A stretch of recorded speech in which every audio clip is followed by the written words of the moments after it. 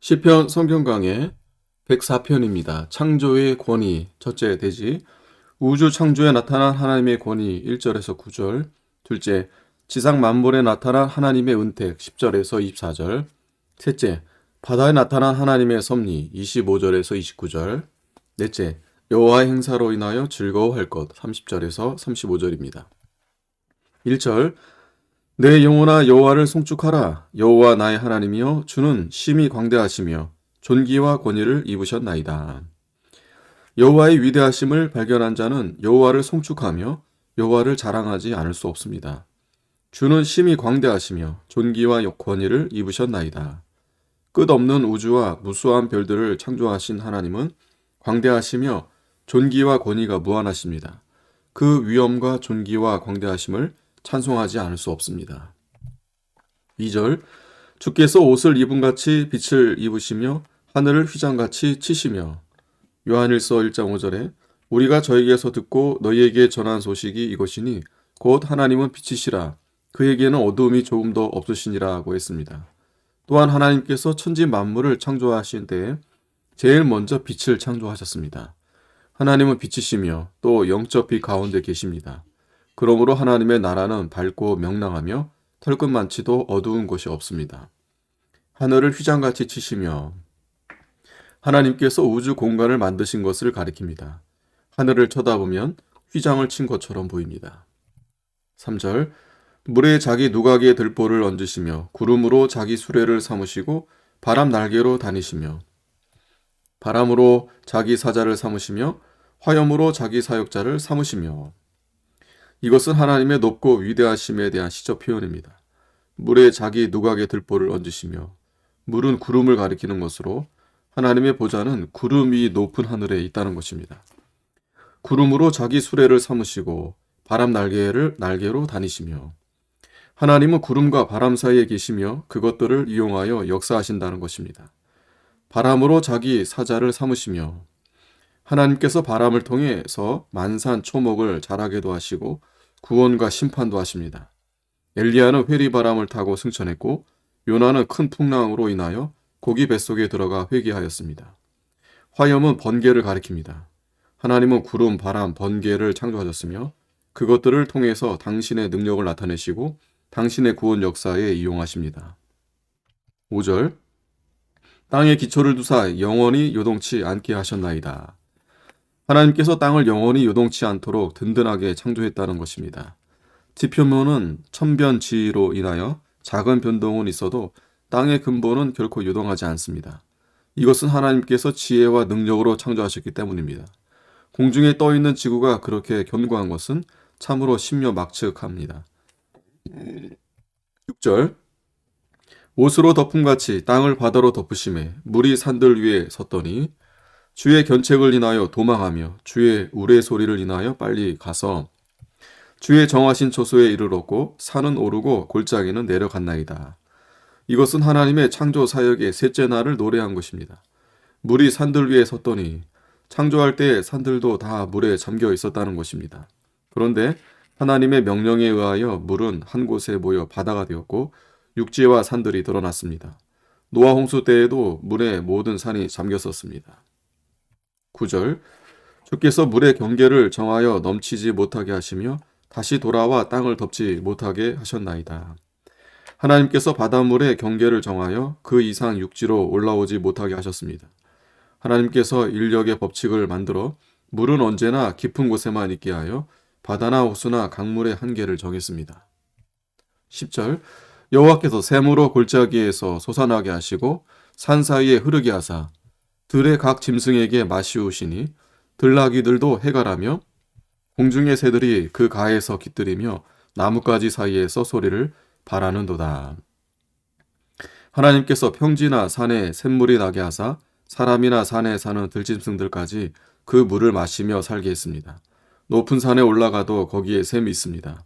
물은 다 아래로 내려가므로 아래만 물이 날 것 같은데 하나님이 높은 산의 짐승들을 살리기 위해 높은 산에도 샘물이 나게 하셨습니다.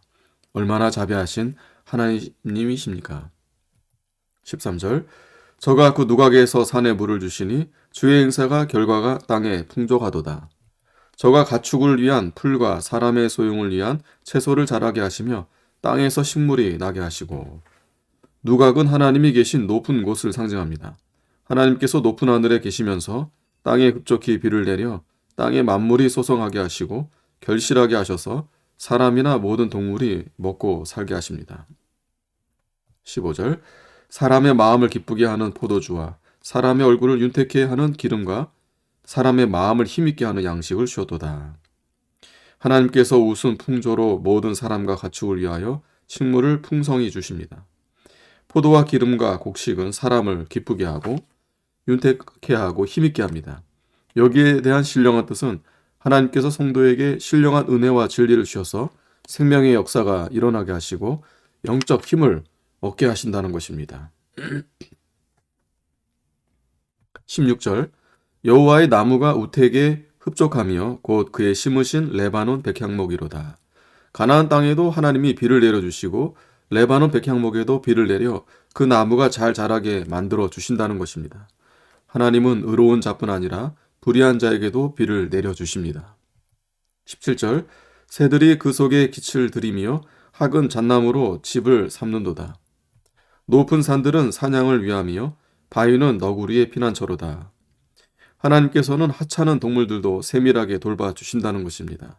하물며 하나님의 형상대로 지으신 사람에게는 더 많은 은혜를 베풀어 주시지 않겠습니까? 마태복음 6장 26절에 공중의 새를 보라 심지도 않고 거두지도 않고 창고에 모아 들이지도 아니하되 너희 천부께서 기르시나니 너희는 이것들보다 귀하지 아니하냐고 했습니다. 19절 여호와께서 달로 절기를 정하시며 해는 그치는 것을 알도다. 해와 달은 하나님이 내신 궤도대로 운행하며 그 책임을 다한다는 것입니다. 창세기 1장 16절에 하나님이 두 큰 광명을 만드사 큰 광명으로 낮을 주관하게 하시고 작은 광명으로 밤을 주관하게 하시며 또 별들을 만드시고 하나님이 그것들을 하늘의 궁창에 두어 땅에 비추게 하시며 주야를 주관하게 하시며 빛과 어두움을 나누게 하시니라. 하나님의 보시기에 좋았더라고 했습니다. 지구가 공전하여 태양을 한 바퀴 돌면 1년이 되고 달이 공전하여 지구를 한 바퀴 돌면 1개월이 됩니다.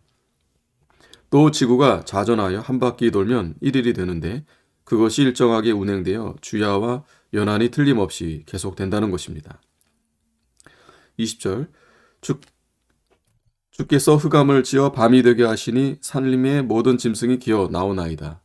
젊은 사자가 그 잡을 것을 쫓아 부르짖으며 그 식물을 하나님께 구하다가 해가 돋으면 물러가서 그 구렬에 눕고 사람은 나와서 노동하며 저녁까지 수고하는도다. 밤도 필요하기 때문에 하나님께서 지으셨고 낮도 필요하기 때문에 지으셨습니다. 밤에는 짐승들이 기어 나와 활동하며 자기 먹을 것을 찾아 먹습니다. 사자도 밤에 나와 먹을 것을 찾아 먹으며 부르짖다가 해가 뜨면 굴 속에 들어가십니다. 사람도 날이 밝으면 나와서 식물을 얻기 위하여 노동하다가 저녁이 되면 집에 돌아가십니다.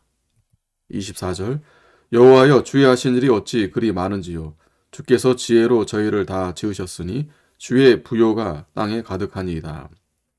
하나님이 만들어 놓으신 것이 많은데 그 피조물들이 하나님의 지혜와 부요함과 능력과 자비하심을 나타내고 있다는 것입니다. 25절 저기 크고 넓은 바다가 있고 그 속에 동물 곧 대소 생물이 무수하니이다. 선척이 거기 다니며 주의 지으신 악어가 그 속에서 노나니 이것들이 다 주께서 때를 따라 식물 주시기를 바라나이다. 바다는 육지보다 약 2.5배나 넓고 광대한데 그 바다 속에는 대소 생물들이 무수히 살고 있으며 그 바다 위에 배들이 떠다니고 있습니다. 하나님께서 바다 속에 있는 수많은 모든 생물들에게도 식물을 주셔서 살게 하신 것입니다. 바다의 무수한 대소 생물들에게 먹을 것을 주시고 주장하시며 돌보시는 하나님께서 사람들은 더 잘 돌보아 주시며 먹을 것을 풍성히 주십니다. 악어가 그 속에서 노나이다. 아무리 강한 악어라도 자신의 힘으로 살지 못하고 하나님께서 식물을 주셔야 먹고 하나님이 보호해 주셔야 살게 된다는 것입니다. 28절 주께서 주신즉 저희가 취하며 주께서 손을 펴신즉 저희가 좋은 것으로 만족하다가 주께서 낯을 숨기신즉 저희가 떨고 주께서 저희 호흡을 취하신즉 저희가 죽어 본 흙으로 돌아가나이다. 사람이나 동물이 주님께서 주시는 것으로 좋은 것으로 만족하고 있다가 주께서 낯을 돌이키시면 무서워서 벌벌 떨고 주께서 호흡을 거두시면 다 흙으로 돌아간다는 것입니다. 그들의 생사 화복은 하나님께만 있습니다. 그러므로 사람은 그의 하시는 대로 겸손히 순종할 것뿐입니다. 30절 주의 영을 보내어 저희를 창조하사 지면을 새롭게 하시나이다.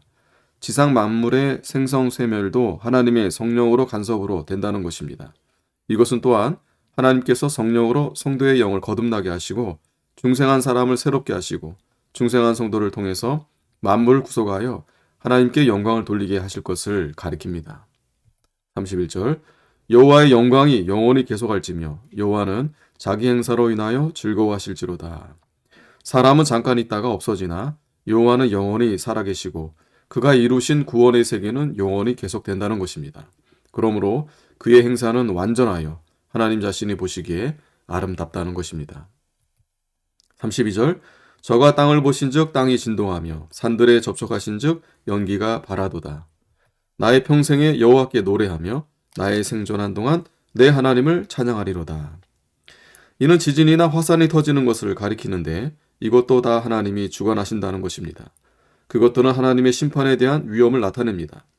하나님께서 존귀와 영광과 찬송을 세세무근토록 받으시기에 합당합니다 하고 우리는 평생 찬양해야 합니다. 34절 나의 묵상을 가상히 여기시기를 바라나니 나는 여호와로 인하여 즐거워하리로다. 죄인을 땅에서 소멸하시며 악인을 다시 잊지 못하게 하실지로다. 내 영혼아 여호와를 송축하라. 할렐루야. 하나님께 묵상 기도하며 그분으로 즐거워할 때 하나님께서 기뻐하십니다. 만물을 창조하시고 주관하시며 섭리하시는 하나님께서 성도는 구원하시고 악인은 심판하여 끊어버리십니다. 그러므로 모든 성도는 사랑이 충만하시고 공의로우신 하나님을 송축하게 됩니다. 아멘.